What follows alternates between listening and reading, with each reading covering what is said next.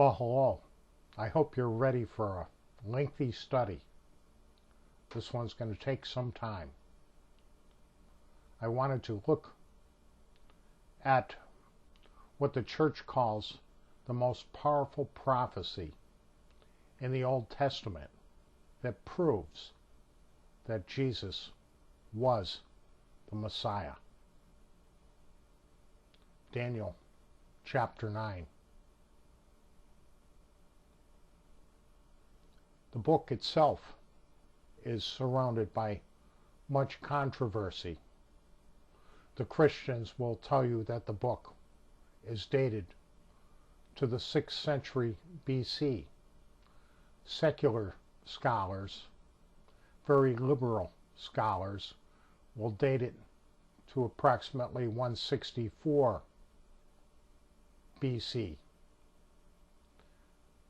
And so there's much controversy as to when the book was even dated, when it was actually written.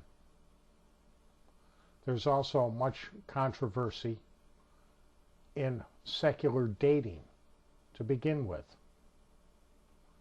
and whether or not we can actually come up with concrete dates before the Christian era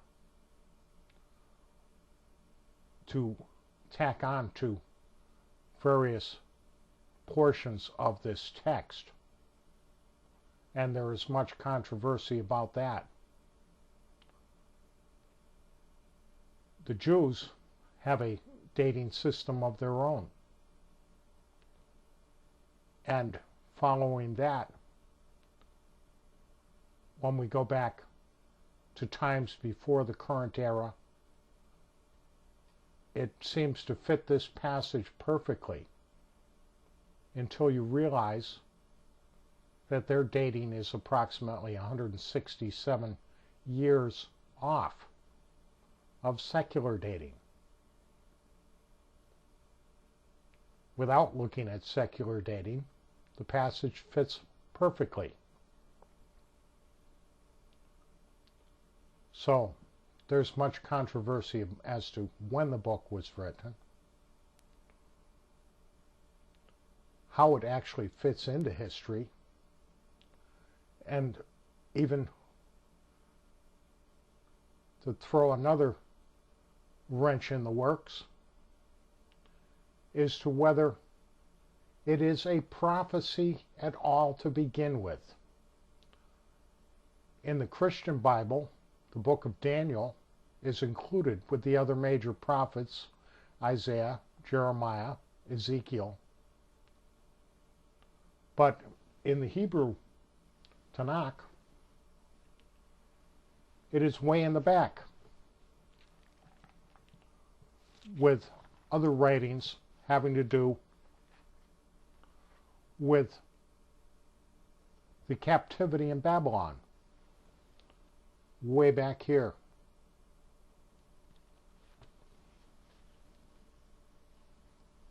And it is just looked upon as a writing.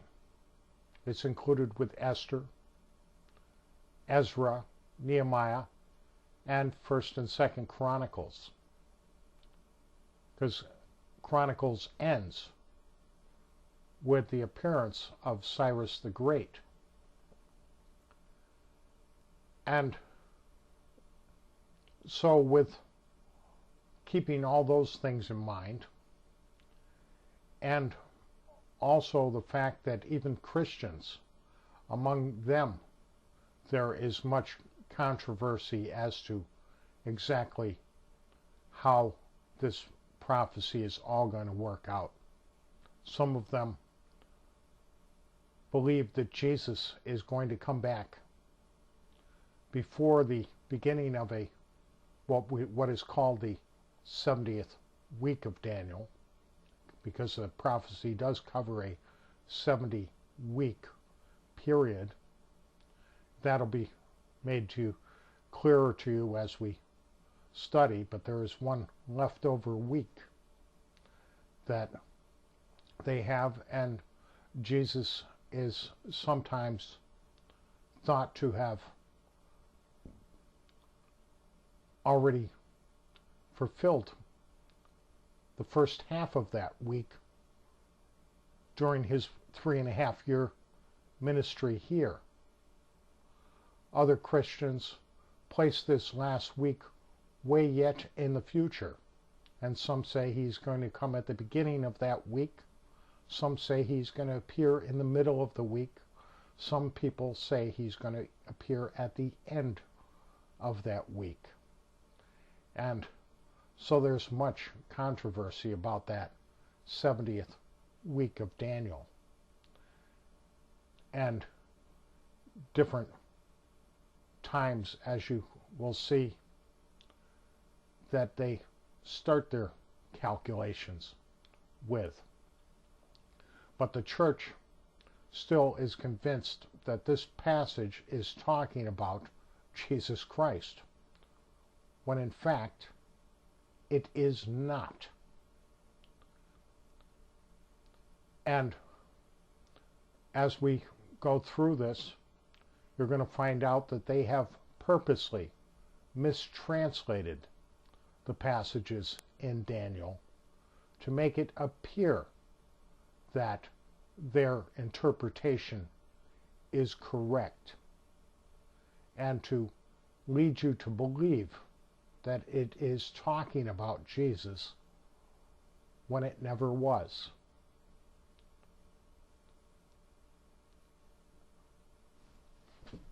As background, it's also important to understand the laws in Leviticus about the Sabbath years. When the Hebrew people were brought into Canaan and given the land by God in the Old Testament, and they divided it up amongst themselves, they never owned the land. They were allowed to use the land. The land still simply belonged to God. And it seems that this was something that they had forgotten.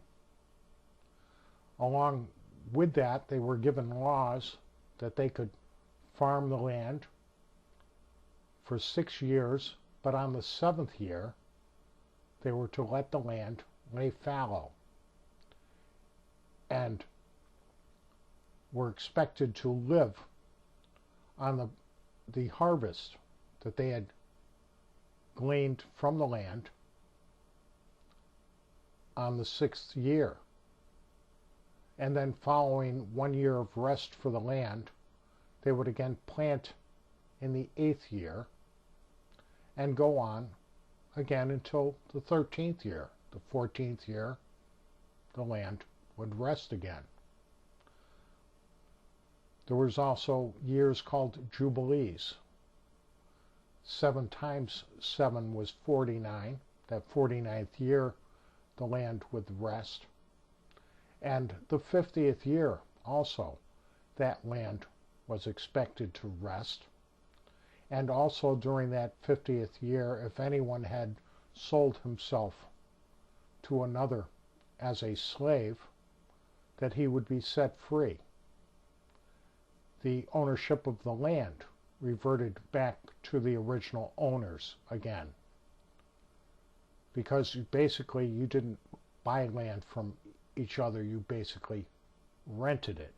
And in that year of Jubilee, the 50th year, the land was to revert back to the original owners again. It was almost a communist type system.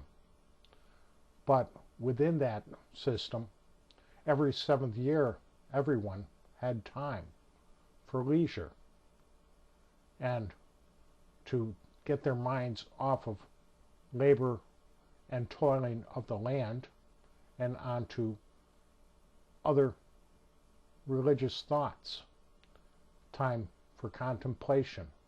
And the Jubilee years basically started the whole cycle all over again.